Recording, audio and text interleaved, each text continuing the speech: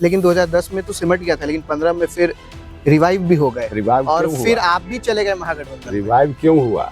हाँ, रिवाइव हुआ जब नीतीश कुमार जी साथ हो गए। एक तरह से हम कहें कि नीतीश जी ने ही कोरामीन दे दिया, जिसकी वजह से आरजेडी आज कहीं नक्शा पर दिख भी रहा है। जहाँ पीएमसीएच में लोगों को दिन दहाड़े पीट दिया जाता है, अस्पतालों की लचर व्यवस्थाएं हैं, क्या कर रही है एनडीए सरकार इस चीज को लेकर? देखिए, ये तो व्यक्तिगत रूप से अब तेजस्वी यादव जी ने क्या कहा उनका मामला, लेकिन अब मेरी खुद भी समझ है कि हेल्थ के मामला में जबकि बहुत कुछ किया है बिहार की सरकार, भारत की सरकार की भी मदद हुई है, लेकिन आगे अभी बहुत कुछ करने की जरूरत है। हम दूसरे सेक्टर की तरह, जैसे बिजली का मामला है, रोड का मामला है, इसमें इतना ज्यादा हुआ है, उस मामला में उसके कंपैरिजन में हम देखते हैं तो हेल्थ में अभी बहुत कुछ होना बाकी है। हाँ, ठीक है कि जितनी बेहतर स्थिति में होनी चाहिए थी वहां तक अभी हम नहीं पहुंच पाए हैं। आपके साथ ऐसा क्या हुआ? पहले आप जदयू में थे, 2010 में आपको राज्यसभा भेजने की बात हुई, उसके बाद फिर आपने एक अलग पार्टी बनाया, अलग पार्टी बनाने के बाद फिर विलय कर दिया आप जदयू में, फिर अभी एक अलग पार्टी बना, इतनी अस्थिरता क्यों?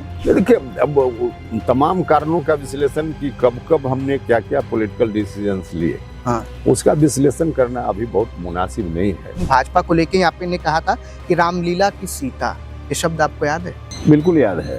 क्यों कहे थे ऐसा? मतलब इस बयान के बाद एक और बयान आपका काफी चर्चा में था कि खून खराबा होगा। नहीं, वो किस संदर्भ में कहा उसका अभी अब कंटेक्स्ट याद नहीं है। नीतीश कुमार को आप पीएम मटेरियल मानते हैं? अब यार, निश्चित रूप से नीतीश कुमार जी में हर योग्यता है कि प्रधानमंत्री बन सके। चुनाव जब एनडीए का भी होगा, उसके बाद नेतृत्व किसको मानते हैं? देखिए, बिहार में तो माननीय मुख्यमंत्री नीतीश कुमार जी के नेतृत्व में चुनाव होना है। आपके मन में अभी भी लोकसभा को लेकर खटास है? हमने कहा है कि प्रधानमंत्री जी की बात, माननीय गृह मंत्री जी की बात, बीजेपी के राष्ट्रीय अध्यक्ष नड्डा साहब, उनकी बातों की अवहेलना कुछ लोगों ने की। संभव है कि 225 का भी आंकड़ा पार कर गया, तो इसलिए बिल्कुल पॉसिबल है, इसमें कहाँ कोई दिक्कत है। तो फिर राजद कहाँ जाएगी? राजद कहाँ जाएगी उसका ठिकाना हम ही लोग लिए हुए हैं क्या? राजद को तो एक बार देख चुके हैं ना, 2010 में कितनी सीटों पर आरजेडी सिमट गया था। देखिए, बिहार में विधानसभा चुनाव में मात्र अब 5 महीने शेष बचे हैं। अब ऐसे में तमाम पॉलिटिकल पार्टियों के द्वारा जिले स्तर पे कार्यक्रम किया जा रहा है। कार्यकर्ताओं को अब सचेत कर दिया गया, बता दिया गया है कि अब आप लोगों को सक्रिय रहना है पूरे चुनाव तक। वैसे कार्यकर्ता पहले भी सक्रिय रहते, लेकिन अब एक्स्ट्रा सक्रिय रहना है।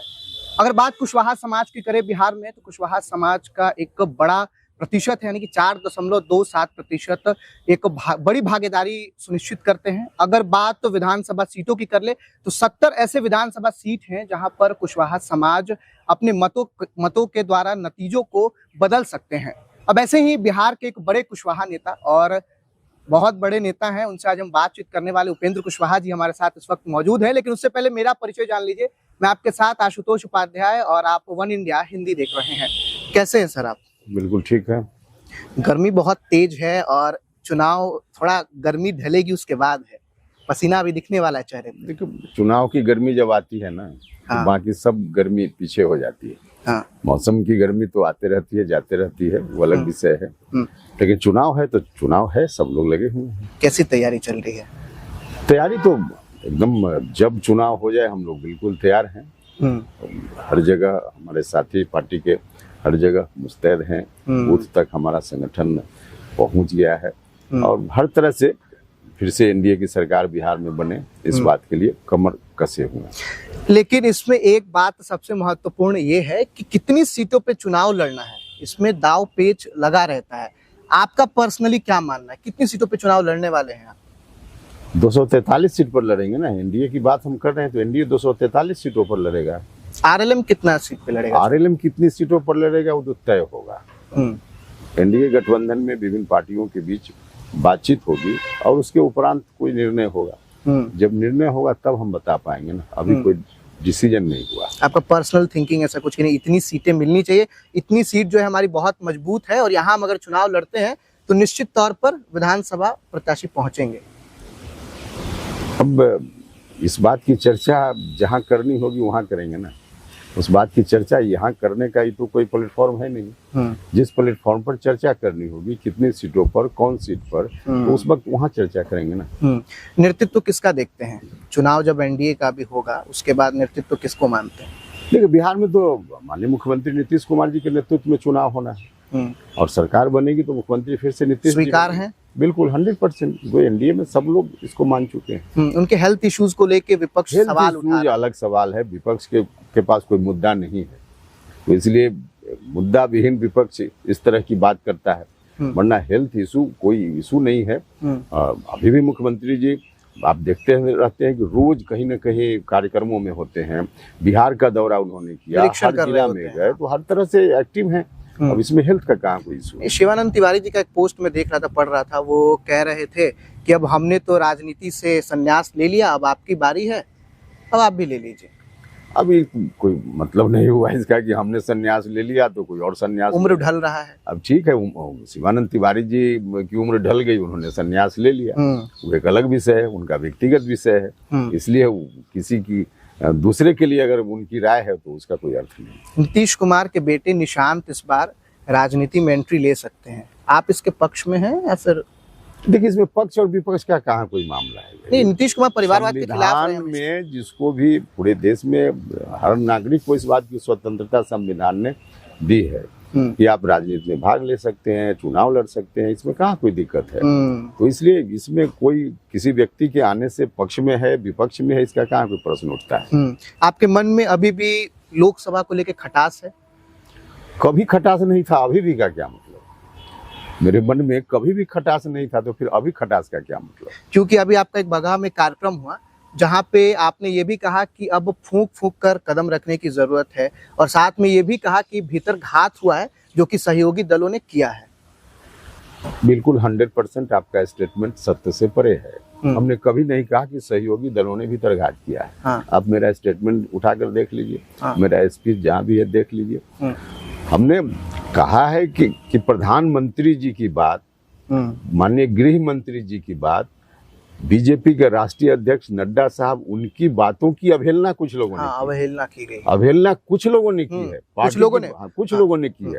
तो जिन लोगों ने की है, हमने कहा है आगे के लिए कि पार्टी को एनडीए गठबंधन में जो भी दल है सबको इस बात पर अब सचेत रहने की जरूरत है कि वैसी कोई नौबत न आए जिसका नुकसान हो जाए, जैसा नुकसान हो गया लोकसभा के समय में। हमने यह कहा है। तो निश्चित रूप से जब हम स्ट्रेटजी बनाते हैं कभी भी, तो पीछे की घटना या जो भी घटनाक्रम हुआ उसको नजर में रखते हुए उसके अनुभव के आधार पर आगे की स्ट्रेटजी बनाते हैं, ताकि कोई चूक न रह जाए कि बाद में हम समीक्षा करने के लिए बैठे कि यह होता तो यह हो जाता, यह नहीं हुआ तो यह नहीं हुआ।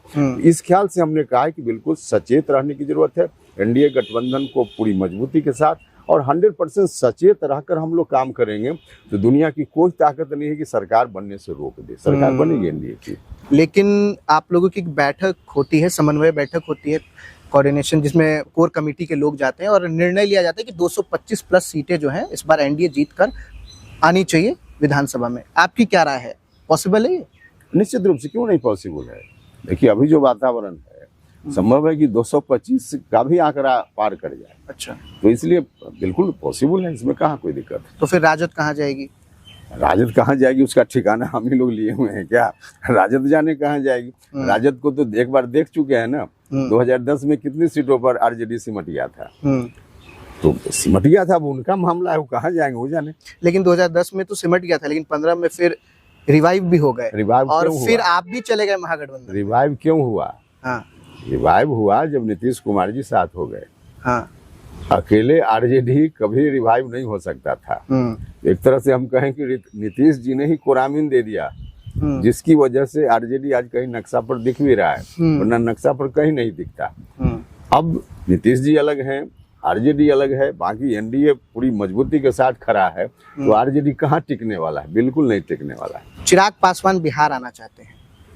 बिहार तो आते ही रहते हैं, मतलब विधानसभा चुनाव लड़ना चाहते हैं, और एक तरीके से उनके पार्टी के नेताओं के द्वारा देखा गया कि बैनर पोस्टर लगवाया गया कि मुख्यमंत्री। तो चुनाव, अब हम भी विधानसभा चुनाव लड़ना चाहें तो कोई रोक देगा हमको? ये सब कोई सवाल ही नहीं है। कोई नेता किसी पार्टी का चुनाव लड़ना चाहे, विधानसभा का, लोकसभा का, तो फ्री है ना। ये तर्क इसीलिए भी इम्पोर्टेंट है कि 2020 का जब विधानसभा चुनाव चल रहा था, उस समय जदयू की जो तमाम सीटें थी उस पर चिराग ने अपने पार्टी के लोगों को वहां उतारा था और वहां पे जदयू की कई सीटों पर हार हुई थी।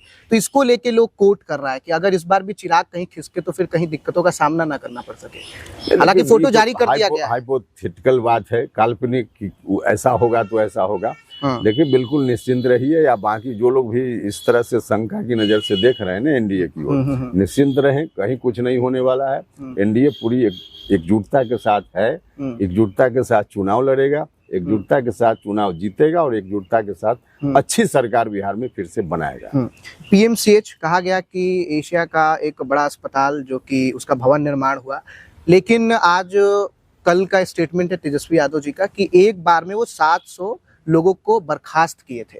जहां पीएमसीएच में लोगों को दिन दहाड़े पीट दिया जाता है, अस्पतालों की लचर व्यवस्थाएं हैं, क्या कर रही है एनडीए सरकार इस चीज को लेकर? देखिए तो व्यक्तिगत रूप से अब तेजस्वी यादव जी ने क्या कहा उनका मामला है, लेकिन मेरी खुद भी समझ है कि हेल्थ के मामला में जबकि बहुत कुछ किया है बिहार की सरकार ने, भारत की सरकार की भी मदद हुई है, लेकिन आगे अभी बहुत कुछ करने की जरूरत है।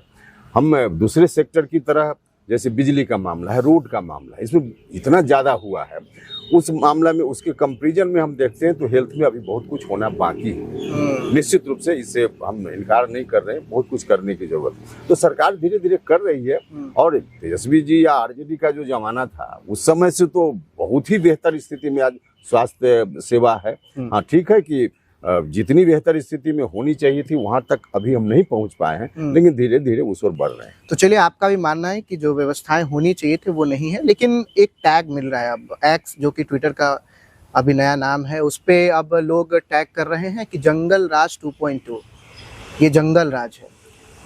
अब देखिए कुछ लोगों का तो काम ही यही है, घर में बैठ करके अब चलाते रहिए। एनडीए भी तो करती है कि जंगल राज, आप तो कह रहे हैं कि जंगल राज उस समय था, वो हम लोगों ने, पॉलिटिकल लोगों ने नहीं कहा, कोर्ट ने कहा। हाँ, कोर्ट ने कहा उस वक्त, पटना हाई कोर्ट ने एक बार नहीं अनेक बार कहा।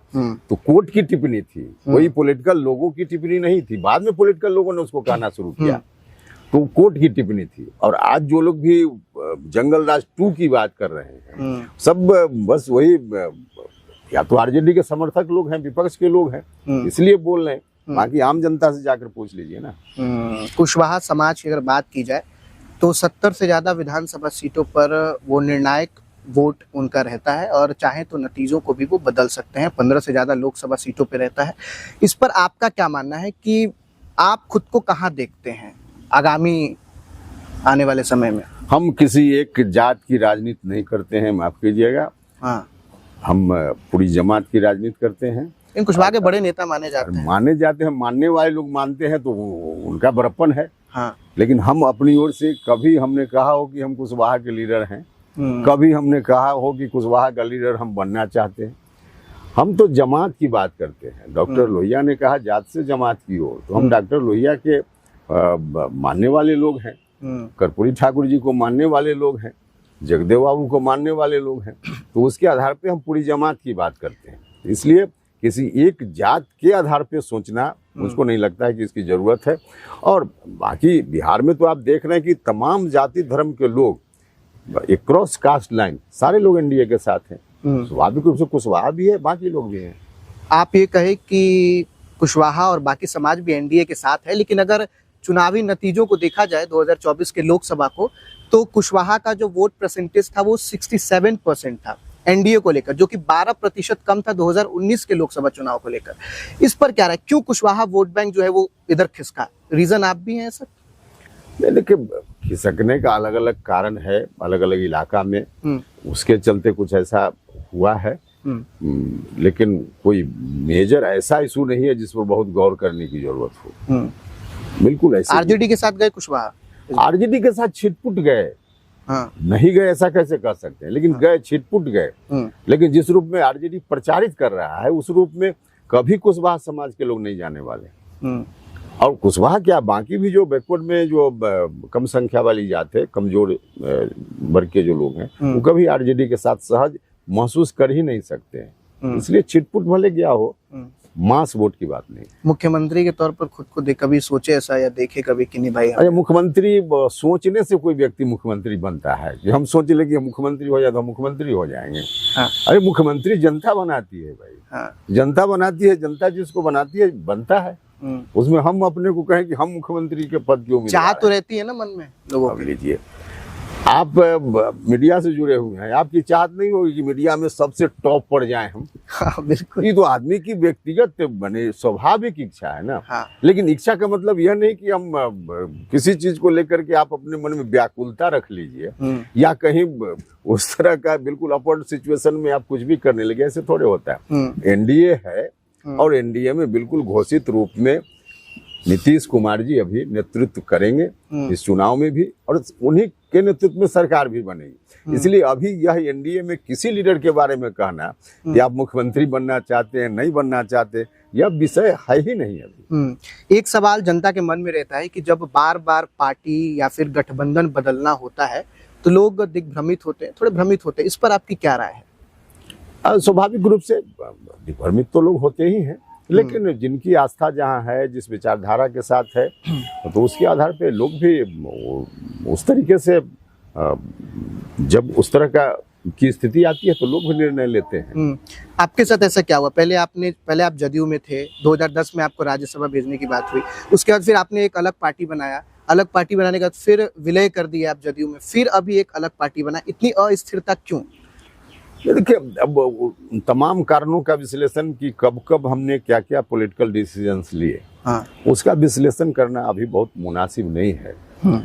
इसे और न उसकी आवश्यकता है। लेकिन हाँ, इतना तो है कि बिहार भर के लाखों कार्यकर्ता और लोग हैं, आम जनता, जिनका स्नेह प्यार हमारे साथ हमेशा से रहा है, पहले भी था, बीच में भी था, अभी भी है, आगे भी रहेगा, ऐसी हम उम्मीद करते हैं। तो उनके चलते हम जब जो डिसीजन लेते हैं रास्ता बन जाता है। तो हमेशा हमने रास्ता नया बनाकर चलने की बात की है। हम बना हुआ रास्ता पर चलने में मुझको थोड़ा अस्वाभाविक सा लगता है, इसलिए नया रास्ता। आप रास्ता खुद से बनाते? खुद से रास्ता बनाए हैं, खुद से मतलब व्यक्तिगत नहीं, जो लोग हैं हमारे साथ हुजूम है आप। हाँ, तो उनके चलते हो जा रहा है। अच्छा लगता है क्योंकि अब कुछ खास विचारधारा है, जिन विचारधारा को लेकर के हम राजनीति करते हैं। कुछ अलग से विजन है, जिस विजन को लेकर हम समाज का निर्माण करना चाहते हैं। तो जिन लोगों को पसंद है वैसे लोग हमेशा साथ हैं और रहेंगे। एक मेरा प्रश्न हो सकता है आपको बुरा लगे, उस चीज के लिए पहले क्षमा प्रार्थी हूँ मैं। 2019 का आपका एक बयान था, विवादित बयान था, जिसमें आपने, अभी तो आप भाजपा के साथ बने हुए, एनडीए के साथ बने हुए, लेकिन भाजपा को लेकर आपने कहा था कि रामलीला की सीता, ये शब्द आपको याद है? बिल्कुल याद है। क्यों कहे थे ऐसा? मतलब क्या ऐसा कारण? जो हमने उस समय कहा था वो आज भी हम कह सकते हैं। हमारे बयान की व्याख्या गलत तरीके से की गई।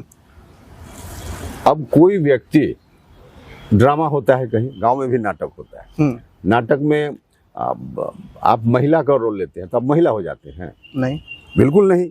कोई व्यक्ति अगर भगवान राम का रोल ले ले तो भगवान राम हो जाएगा? भाई वहां तो भूमिका होती है ना। अब पर्दा पर, स्टेज पर भगवान की भूमिका में है कोई व्यक्ति, स्टेज से नीचे उतरने के बाद तो वही है, वो चोर है, बेईमान है, जो सिगरेट पी रहे हैं, तो है ही। तो यही बात हमने कही थी उस समय। इसमें गलत क्या है भाई? हमने सीता माता सिगरेट पीती है या तो कभी हमने नहीं कहा। अब सीता माता का रोल लेने वाली कोई महिला है, वो महिला व्यक्तिगत जीवन में क्या है उसके बारे में हमने कुछ कहा। तो व्यक्तिगत जीवन में सीता माता का रोल किसी ने ले लिया तो सीता माता हो गई। पर्दा पर सब लोग सीता माता को देखते हैं तो प्रणाम करते हैं, हाथ जोड़ते हैं। व्यक्तिगत रूप से कहीं मुलाकात हो जाएगी तो पैर छूइएगा आप उनका? बिल्कुल नहीं छूइएगा ना। लेकिन वहां तो आप पैर छूने जैसा बिल्कुल मुद्रा बना लेते हैं जब पर्दा पर वही महिला आती है सीता के रूप में। तो अंतर है ना पर्दा पर, मंच पर और बाकी व्यक्तिगत जीवन। तो हमने यही कहा था, तो इसमें क्या दिक्कत है? हम आज भी कह रहे हैं। हाँ, इस बयान के बाद एक और बयान आपका काफी चर्चा में था कि खून खराबा होगा, ठीक है, जबकि आपने जब बाद में आकर इसको स्पष्ट किया कि मेरा कहना ऐसा मतलब चुनावी नतीजों के बाद खून खराब ऐसा हो सकता है। क्या कहिएगा इस पे? नहीं, वो किस संदर्भ में कहा उसका अभी अब कंटेक्स्ट याद नहीं है। पूरी बात अगर बताइएगा तो शायद हम उसको रिकॉल कर पाए। हाँ, 2019 का लोकसभा चुनाव था उस वक्त, और आपने कहा था कि चुनावी नतीजे अगर सही नहीं आते हैं तो खून खराबा होगा। फिर आपने आके एक आधिकारिक बयान दिया कि मेरा कहने का तात्पर्य ये नहीं था, तात्पर्य ये था कि हो सकता है लोग आपस में लड़ भिड़ जाए, ऐसा आपने कहा। तो कई बार तो आशंका व्यक्त की जाती है ना। हाँ, कई बार तो ऐसी आशंका होती है, कहीं कोई घटनाक्रम हुआ प्रशासन से भी हम लोग कहते हैं कि देख लीजिए एसपी साहब, नहीं तो वहाँ मामला बिगड़ सकता है, वहाँ कुछ इस तरह की वारदात हो जा सकती है। तो उस संदर्भ में अगर किसी कंटेक्स्ट में हमने कहा होगा तो कहा होगा। नीतीश कुमार को आप पीएम मटेरियल मानते हैं?